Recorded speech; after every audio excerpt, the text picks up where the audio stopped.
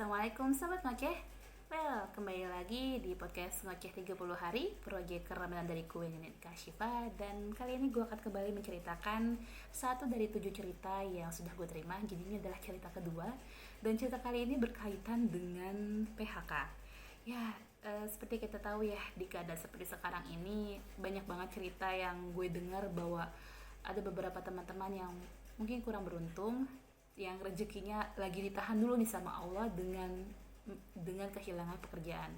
Semoga cerita satu ini yang akan gue bacakan bisa membantu teman-teman semua untuk move up dan gak terlalu terpuruk dan kesedihan, dengan selalu percaya bahwa rezeki itu pasti selalu ada. Oke, ini dia cerita kedua di podcast Ngoceh 30 Hari. Enjoy!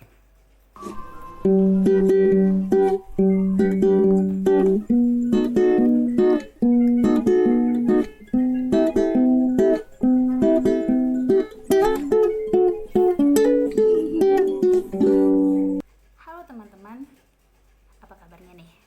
Perkenalkan, gue A, disamarkan. Jadi usia gue saat ini sudah 27 tahun. Pekerjaan gue saat ini bantu-bantu orang tua di bisnis sambil tetap terus nyari kerja. Mungkin gimana ya, saking introvertnya gue, ini mungkin adalah pertama kali gue bercerita dan berbagi kepada teman-teman semua.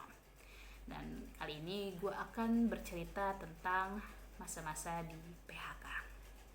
Ini dia lika-liku PHK.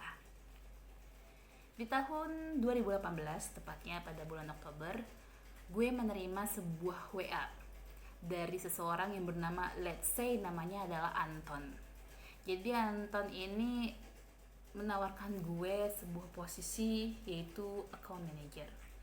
Saat itu sebenarnya gue juga sedang melakukan sebuah tes di salah satu e-commerce Orange. Gue gak lolos di e-commerce itu, tapi keterima untuk jadi account manager di tempatnya si Anton ini. Akhirnya ya udah, gue kerja di tempatnya si Anton.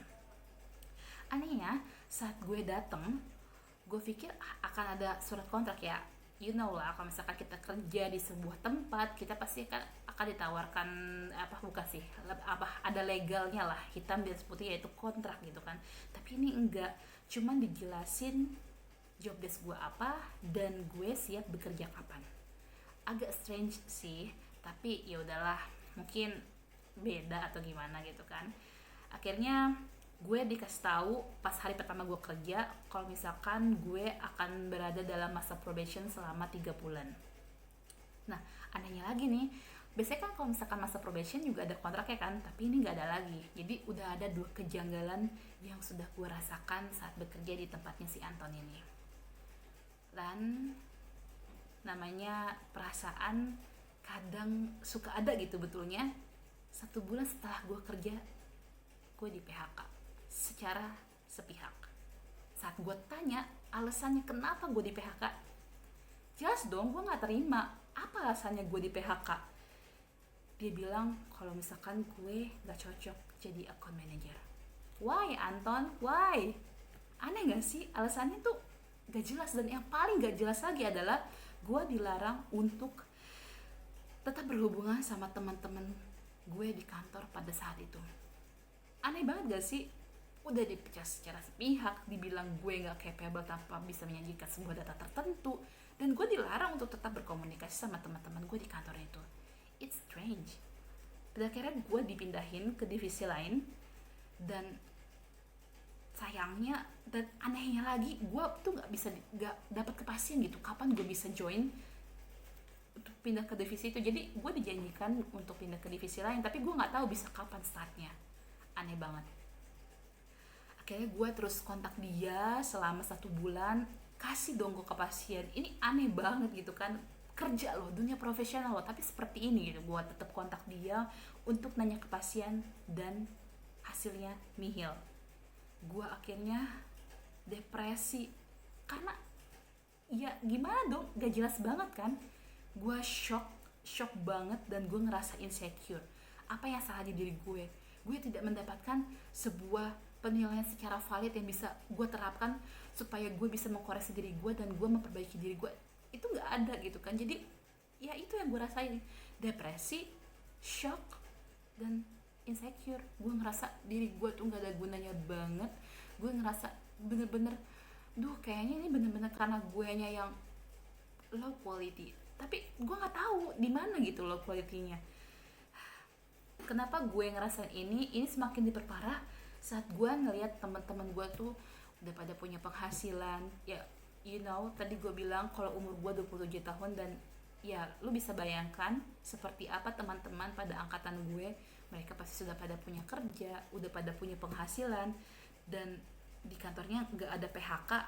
Sampai-sampai akhirnya saking gue shocknya, sampai gue depresinya, sampai gue insecure, gue dibawa ke guru spiritual keluarga gue, tapi gak muncul ketenangan yang gue harapkan.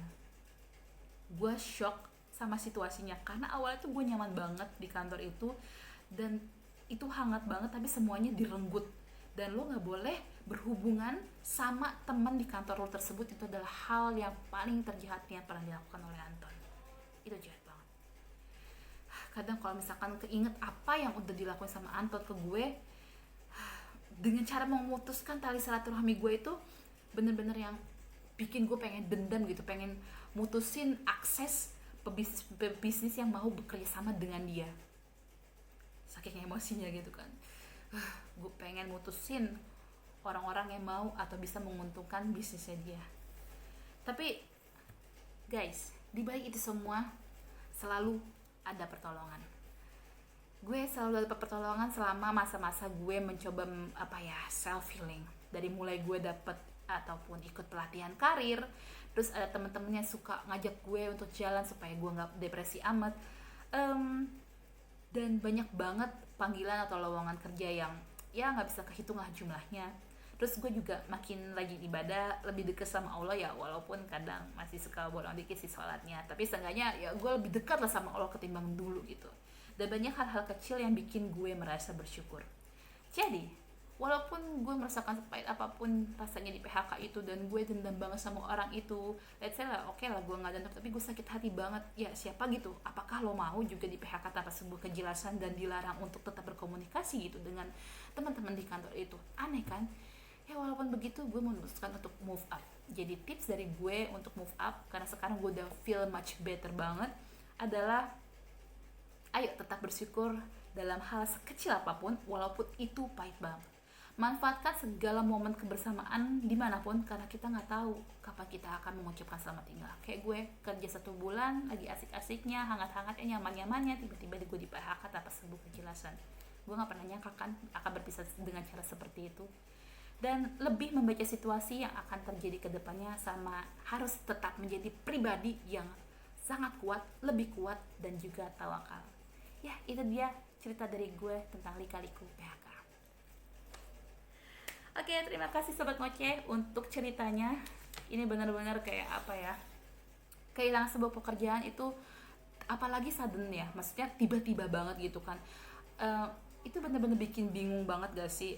Yang unpredictable, padahal itu bisa jadi kan adalah main income seseorang kan. Lu di-cut begitu aja tanpa sebuah kejelasan, dan lu hari ini kerja, besok udah gak kerja gitu. Bingung gak sih sebulan ke depan lu bakal makan apa, dan lu pasti bakal tergesa-gesa banget gak sih nyari pekerjaan lainnya, gimana caranya untuk tetap menutup beban-beban pengeluaran lo selama sebulan ke depan atau bulan kedua dan bulan ketiganya. Ini bener-bener sangat shock banget sih. Gue gak bisa bayangin kalau misalkan gue yang berada di posisi ini gitu kan.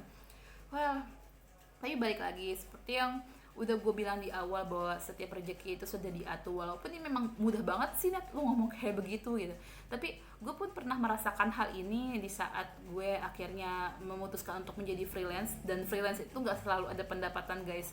Pernah suatu hari gue berpegangan pada salah satu anak murid gitu kan. Gue kan freelance sebagai guru privat, dia satu anak murid yang cukup memenuhi kebutuhan gue selama sebulan. Tiba-tiba di-cut karena ibunya ini diminta ayahnya untuk ngursusin anaknya di private course. Jadi kayak dilesin di tempat bimbel gitu kan. Dan akhirnya gue kehilangan pekerjaan di bulan tersebut, dan gue bener-bener pusing banget gimana caranya. Tapi balik lagi, ternyata saat gue mencoba untuk, mungkin gue diberi percobaan seperti ini, diambil rezekinya seperti ini karena gue ingin diberikan rezeki yang lain dalam bentuk yang lain gitu. Atau gue teringat apa kata Wirda Mansur gitu, waktu dia ditipu sampai rekeningnya itu dibobol hampir kayak 1 miliar gitu. Ayahnya Ustadz Yusuf Mansur bilang bisa jadi sebenarnya kakak kehilangan 1 miliar karena kakak mau dihindari dari sebuah kecelakaan besar gitu. Jadi kayak di barter gitu, gue kehilangan pekerjaan dalam 1 bulan ya untuk dibarter dengan nikmat yang lainnya yang mungkin gak similar tapi sebenarnya punya nilai atau value yang sama. Jadi tetap bersyukur karena rencana Allah itu selalu yang paling indah, selalu yang paling terbaik. Walaupun emang awalnya pasti nangis, pasti ya lumrah lah manusia kayak gitu, kita kan bukan nabi gitu kan. Tapi seiring dengan berjalannya waktu, lu pasti akan paham bahwa semua itu sudah diatur dan semua itu adalah yang terbaik untuk diri lo, supaya lo bisa move up. Oke, itu aja untuk cerita di episode kali ini. Semoga teman-teman suka, semoga teman-teman terinspirasi dan ya tetap semangat apalagi yang mengalami pengurangan pendapatan di masa-masa seperti ini. Cayo. Oke, itu saja teman-teman, sobat ngajak semuanya. Thank you for listening. Bye bye. Assalamualaikum.